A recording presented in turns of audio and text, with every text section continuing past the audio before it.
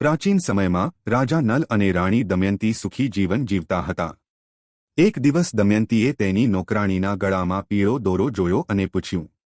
દાસીએ કહ્યું કે આ દેવી લક્ષ્મીનો દોરો છે, જે સુખ અને સમૃદ્ધિ લાવે છે. દમયંતીએ પણ 16 ગાંઠવાળી દોરી પહેરી હતી. રાત્રે જ્યારે રાજા નળે દોરા વિશે પૂછ્યું, ત્યારે દમયંતીએ તેને બધું કહ્યું. નાલાને તે ગમ્યું નહીં અને તેણે દોરી તોડી નાખી અને ફેંકી દીધી. દોરો તૂટ્યા પછી નળને સ્વપ્નમાં 2 સ્ત્રીઓ દેખાઈ. પહેલીએ કહ્યું, હું લક્ષ્મી છું, હું જાઉં છું, અને બીજીએ કહ્યું, હું ગરીબ છું, હું આવું છું. આ સ્વપ્ન 12 દિવસ માટે આવ્યું. ટૂંક સમયમાં જ તેની બધી સંપત્તિ ખતમ થઈ ગઈ. તે એટલો ગરીબ થઈ ગયો કે તેણે જંગલમાં મૂળ અને કંદ ખાવાનું શરૂ કર્યું.